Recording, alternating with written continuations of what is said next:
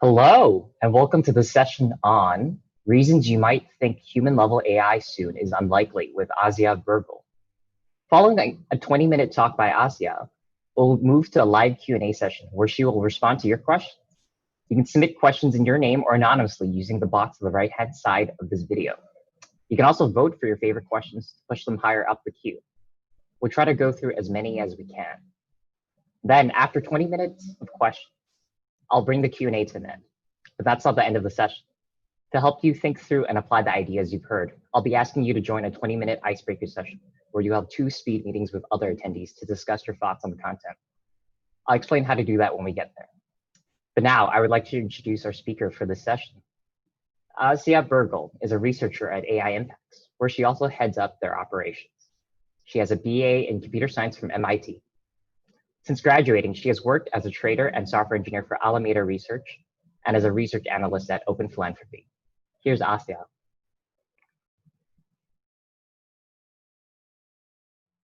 Hi, my name is Asya Bergal. I work for an organization called EAGxVirtual, though the views in this presentation are my views and not necessarily EAGxVirtual's views.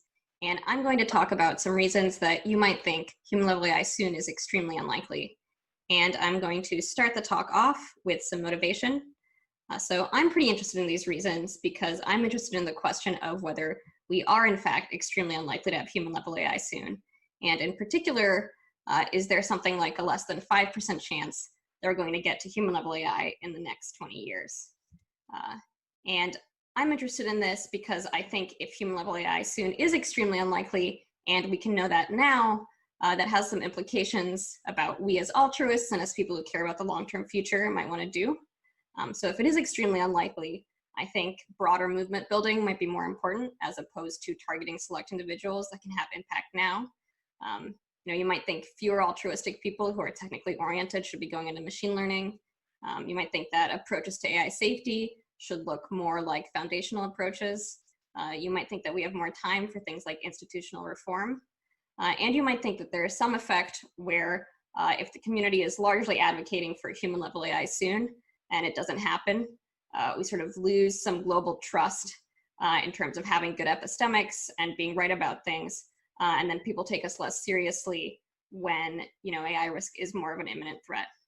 I don't know how real this sort of last problem is, but it is something I worry about and I think maybe is an effect that we should be aware of as a community.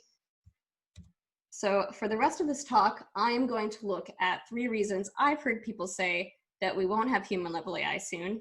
And the 3 reasons are 1, that experts disagree, or some privileged class of experts disagree. 2, that we're going to run out of compute to get to human-level AI. And 3, that fuzzily defined current methods are going to be insufficient to get us there. This is 3 of many reasons that people have given me for why we won't have human-level AI soon. And I don't claim that they're representative, but they're ones that felt particularly interesting to me and that I spent some time investigating. And I will go ahead and spoil the talk now and say that I'm not going to answer this 5% question, partially because my views on it vary wildly as I collect new evidence on some of these reasons. But I do hope that I will, in the near term, get to the point investigating where my views are pretty stable and I can have something concrete to say. So looking into reason number 1, that experts might disagree that we could get to human-level AI soon. This is a survey conducted by Katya Grace from EAGxVirtual and a bunch of other people. They asked machine learning researchers and experts what probability of human-level machine intelligence they thought there was going to be at some year. And this is the aggregate forecast from one of the ways that they phrased this question. And you can sort of see here that this is the 20-year mark, and it really seems like they do think there's more than a 5% chance. But then if you delve a little further into the survey results, you see that the answers that people give are actually extremely sensitive to the framing and the exact way you ask the question. So whether you ask about human-level machine intelligence or automating all jobs, whether you ask what year is there going to be a 90% chance of something happening versus what chances there going to be at some year. So for this question, what chance will we have of automating all the jobs within 50 years? People actually give pretty low odds. And what that tells me and what people sort of have concluded from this largely is that it's very difficult to know what to do with expert surveys, and we probably shouldn't put a lot of weight on them. I was particularly interested on a kind of survey where you ask people how much fractional progress they thought had been made towards human level AI, and then you can sort of naively extrapolate that to figure out how many years it's going to take until we get all the way to 100%. So Robin Hanson did a version of this where he asked machine learning experts how far they had come in the last 20 years, and all the people he asked had worked in their subfields for at least 20 years. And they answered in the 5 to 10% range, which naively extrapolated puts human level AI at 300 to 400 years away, which is pretty far. And then the Kaya Grace survey that I mentioned earlier did a very similar thing, but they surveyed people who had been working in the field for, anywhere from 2 to many years. And their aggregated percentages forecasted out put human level AI at something like 36 years away. So much shorter than Hanson's aggregated forecast. And then even if you do something that's pretty similar to what Hanson's doing and you condition on them working in the field for 20 years or more, they answer in sort of the 20 or 30% range on this survey, which gives you a median, forecast of 140 years or so. So still pretty long, not as long as the Hanson survey. So I think there's actually a pretty consistent story by which you could reconcile these two results, which is that in the last 20 years, there was actually a long period where there wasn't much progress being made in AI. This is a very simplified graph. And only recently has there been a bunch of progress. And actually consistently across these surveys, people say that recently progress has been accelerating. So lots of progress recently. But if you naively extrapolate the past 20 years, you sort of get this pattern of like boom and bust that implies that we're not going to have human level AI for a long time. Whereas if you sort of somewhat naively extrapolate the past 5 years and maybe take into account the fact that things might be accelerating, then you can actually get a pretty soon AI forecast. So it's not really clear just based on these survey results that, like 20-year experts really definitely think that we're not going to have human level AI soon. And I think it would be wrong to say that experts disagree that we could have human level AI in the next 20 years. So reason number 2, you might think we won't get human level AI soon, is that we're going to run out of compute to get there. So this is an analysis done by OpenAI, where they looked at the amount of compute used in the largest machine learning experiments for training from the years 2012 to 2018. And I also stuck GPT-3 on here because OpenAI recently released GPT-3, and they actually said how much compute they used to train it. And they noticed that over this period of time, there was actually a pretty consistent exponential rate of growth, around 11.5x a year. And I think a natural question, sort of looking at this graph, and also given that we know that historically compute has been really important for machine learning progress and was pretty important for these results, is, what will this trend look like in the future? Will it be faster? Will it be at the same rate? Will it be slower? And what happens to AI progress sort of as a result of this trend? As will be revealed, I think it's somewhat likely that it's going to slow down. And so I'm particularly interested in asking what happens if it slows. So for this first question, what will this trend look like in the future? I think it's pretty reasonable to start by looking at what happened with compute in the past. So I've tried to illustrate sort of what happened in this diagram on the slide, which I'm now going to attempt to explain. So on the bottom, I put price performance, so improvements in the amount of compute you can buy per dollar. And on the top, I put general things that were happening in the world of ML training. So for a long time, most computation and ML training was done on CPUs, which were governed by this Moore's law 1.4x a year increase in price performance. And then around 2008, the sort of price performance increase that Moore's law gave started stalling out and looked more like 1.1x a year. And then a bunch of stuff started happening around 2012. One big thing that happened is people started training these neural networks and machine learning techniques on GPUs, which NVIDIA estimated as a 35x improvement for at least one task. And then from 2012 to 2020, over this whole period, there are two major things going on. The biggest thing is that people are willing to spend way more money buying compute. So whereas here from 2012 to 2016, you maybe saw people training on 1 to 8 GPUs. Over here, closer to 2018, people are using hundreds of GPUs, and the techniques to be able to train on lots of GPUs at once are also improving. So it's getting more and more possible to just have huge amounts of parallelization. But then in parallel to that, a much smaller effect is that the price performance within an individual GPU or an individual piece of hardware is also improving. So from 2012 to 2016, I estimate this to be about 1.2x a year. And then around 2016 is when a bunch of different companies started creating hardware that was optimized for deep learning in particular.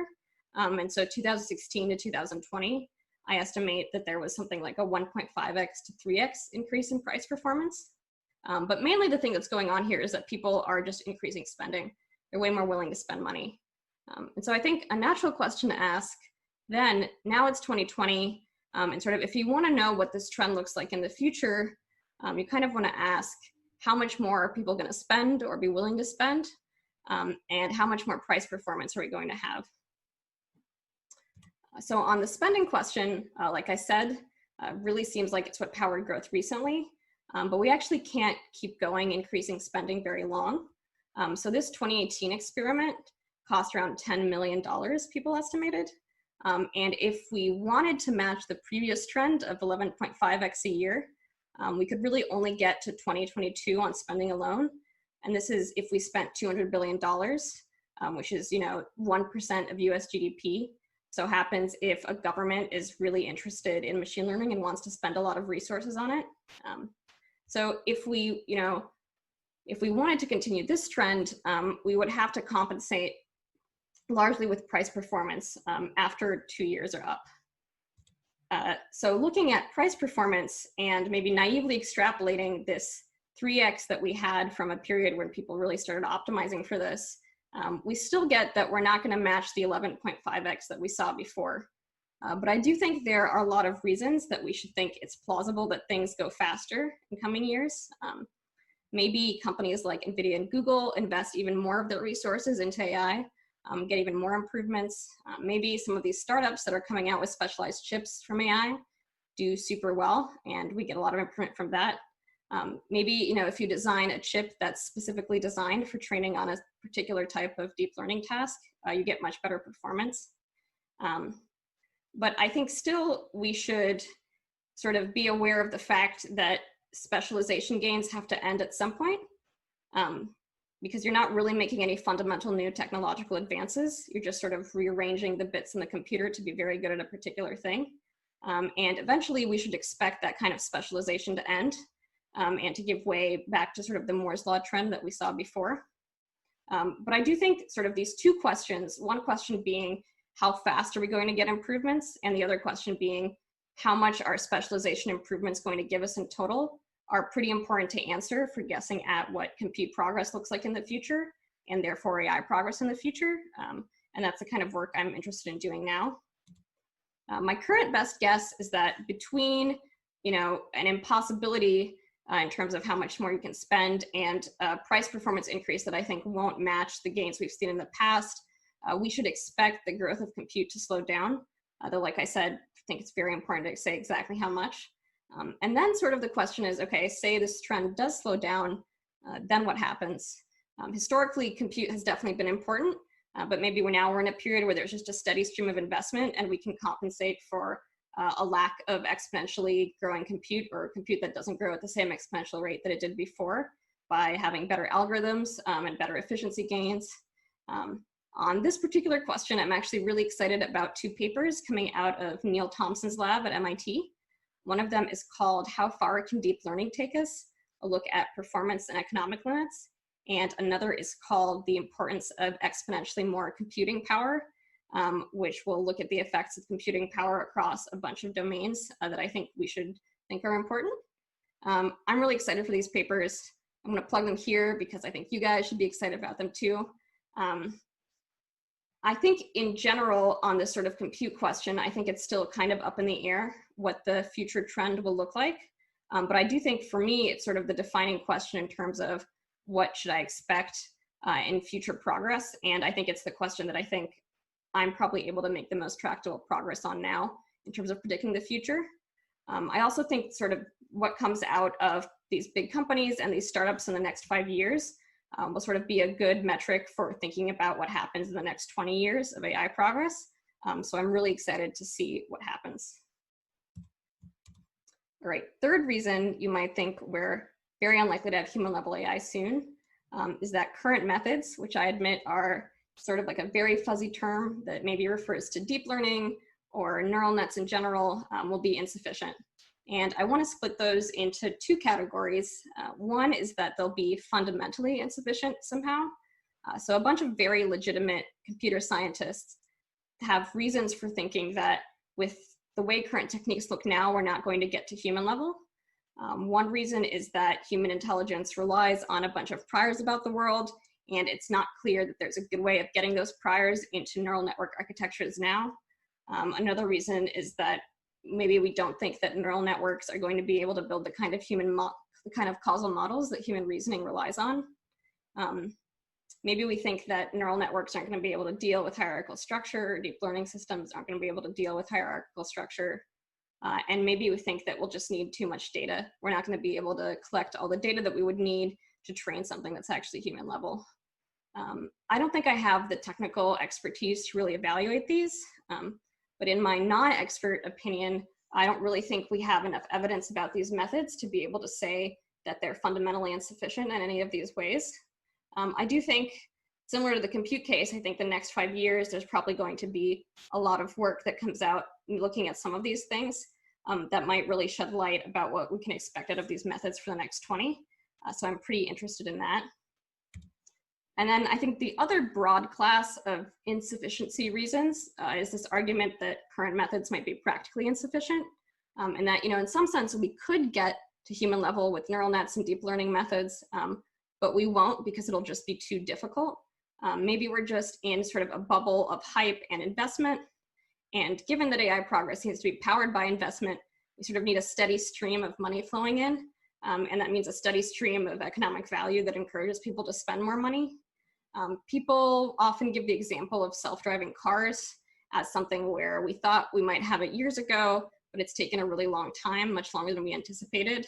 And maybe you can generalize that to saying something like, there are a class of human tasks that require robust human effort, like driving, that are going to be very difficult to automate, and it's going to be a long time before we can get value out of automating them. So you might think that investment will dry up once we successfully automate the small class of human tasks that it's easy for neural networks to automate. Another sort of general argument that people give is they say that in scientific fields in general, we should have a prior and expect diminishing returns. So we should expect less good things out of neural networks and deep learning over time. I think it's hard to use this argument, partially because it's not clear when we should expect those diminishing returns to kick in. Maybe we should expect them to kick in after we get to human level AI. Though it is historically seems somewhat true that we should expect diminishing returns in a lot of fields. And then the last sort of crux I want to point to that I've noticed when people talk about things being practically insufficient is the level at which you think, or maybe the amount of work you need to do to get to a system that's pretty general. So one model of AI progress is that you're slowly automating away human jobs, one job at a time. And if you think we basically need to automate all the jobs before getting something general, then you might think that it's going to take a long time, especially given that we haven't really automated even the most basic jobs as of now. But there's sort of another model which you could have where generality isn't all that far away. And once we have something that's kind of general, it'll just be able to automate a lot of the jobs away. And so then you're really looking for something that sort of approximates the human brain, and you might think that happens quite soon. So I think this question of when you get something general and whether it's before or after automating everything else is sort of in people's mind when they disagree about whether things can be practically insufficient or not. So in conclusion, do experts disagree that we could have human level AI soon? Not obviously to me, even if you sort of only look at experts who've worked in the field for a long time, I don't think it's clear that they disagree. Will we run out of compute? Still working on this one. My current guess is that we won't maintain our current growth rates for the next 20 years, but I'm not sure that we should expect that to mean that progress slows significantly. I think that's a harder question to answer. And then are current methods insufficient? I think we don't have evidence now that strongly suggests anything one way or the other. But I think, again, I do expect a lot of work in very recent years. I do expect a lot of work in the coming years that I think will shed a lot of light on some of these questions. And so I think we might have better answers to a lot of these pretty soon.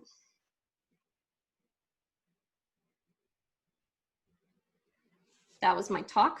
I hope you guys liked it. If you have questions or think I was wrong about something or want to clarify, please feel free to message me on Slack, especially if it doesn't get answered in this Q&A. I try to be very approachable and will hopefully be super responsive.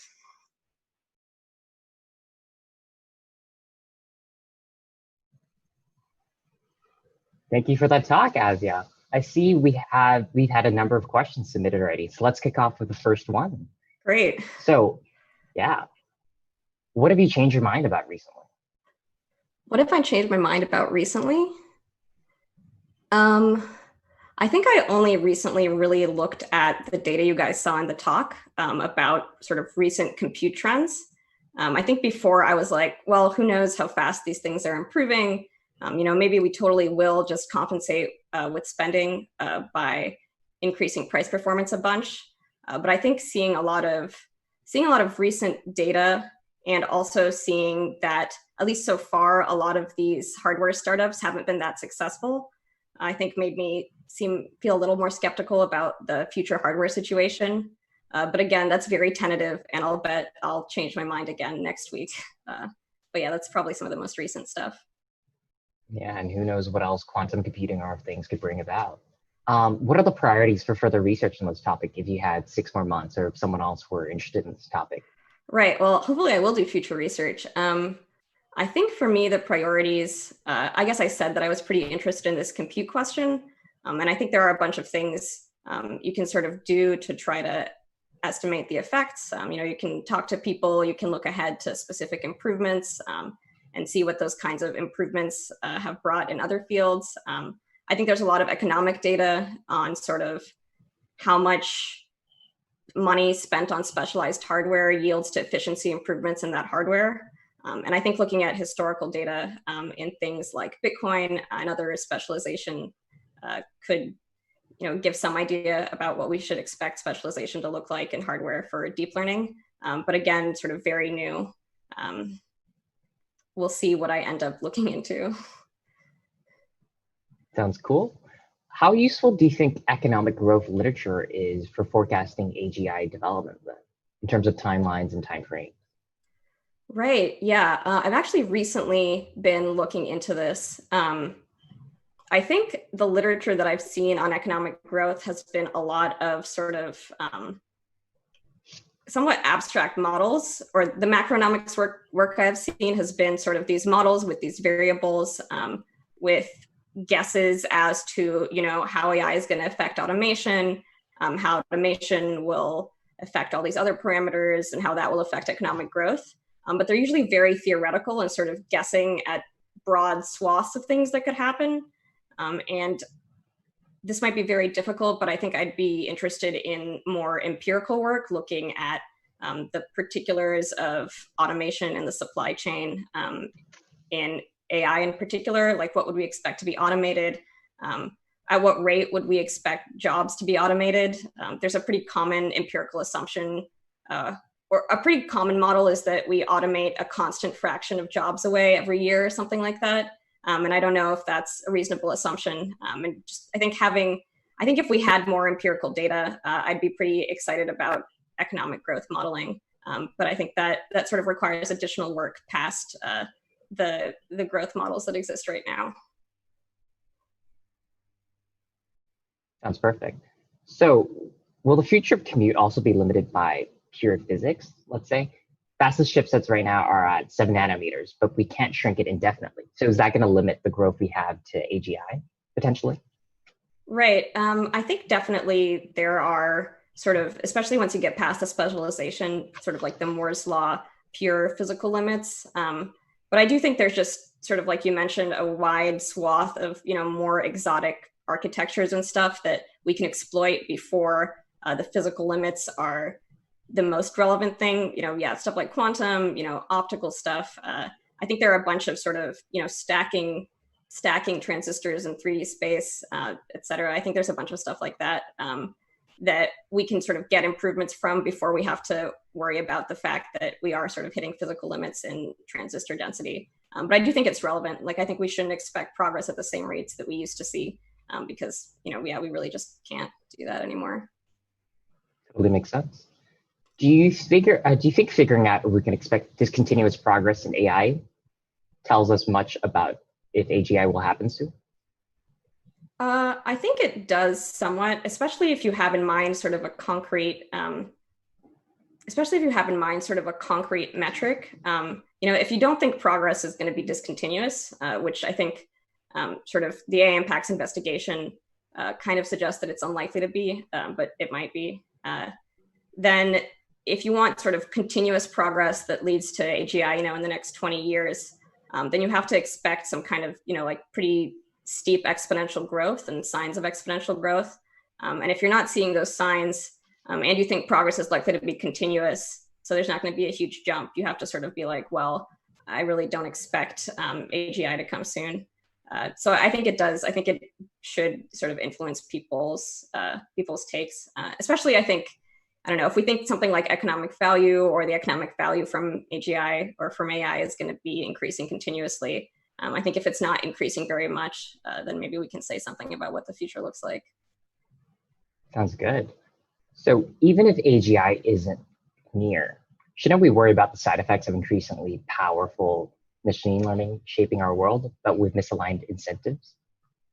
I think we totally should. I think I often, when thinking about this, I'm sort of thinking about the kind of more nebulous risks that you get into when you have, superhuman agents. I think sort of there is a space of the AI risk concerns in literature that is very focused on those. And in some sense, I think those are some of the most neglected and most likely to be existentially bad. So that's sort of the focus on human level or general intelligence. I definitely think, powerful machine learning systems of various kinds that are not human level can be transformative and quite impactful. And I think it's sort of societally worth thinking about that for sure. Perfect. What do you think about AI talent as another factor in AI development? Would the decoupling between the US and China slow down ML research? I think I should qualify and say I think I'm probably not the most qualified to talk about AI talent in the US and China. I'm not sure if we should expect it to slow down research because I'm not sure that it was particularly coupled before in a way that was essential for research. And so I'm not sure if the decoupling should imply slowdown. But again, I'm definitely not an expert in either AI talent or China. So don't take my opinions here too seriously. Makes sense. Are there any specific advances that would convince you human level AI is within 10 years? Like a sort of canary in the coal mine of sorts. Specific advances.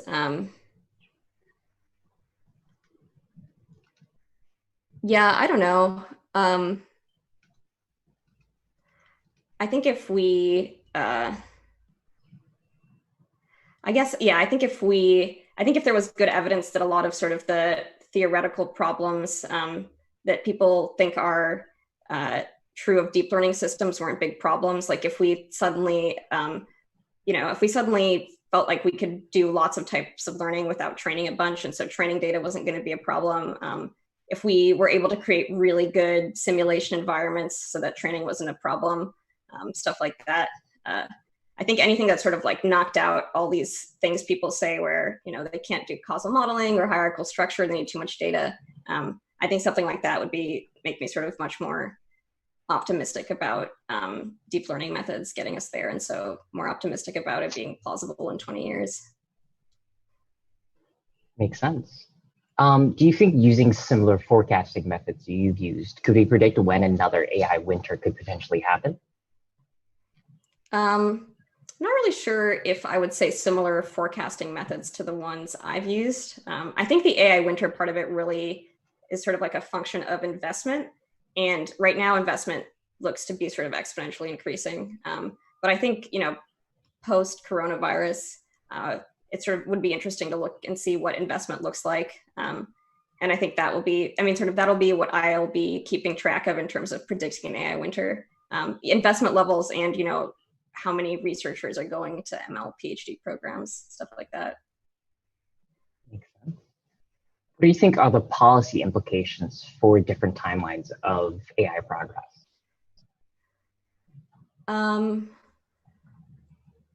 Yeah, what are the policy implications? That's a really good question.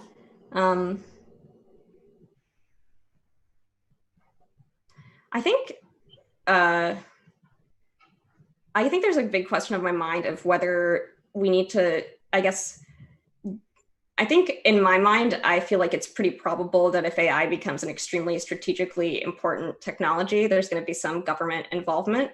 And then there's a question of sort of what is the government actually doing? And one function of the government is to legislate sort of the things that are inputs to AI. So, legislating AI labs, legislating compute manufacturers in the US, stuff like that. And I think if timelines are short, given that the policy world moves kind of slowly, it's sort of important to be on the ground and figuring that out now. Whereas if timelines are long, then sort of like I said, we have more time for things like institutional reform and don't need to be sort of in as much of a rush, getting sort of laws and cooperation mechanisms and stuff like that implemented now.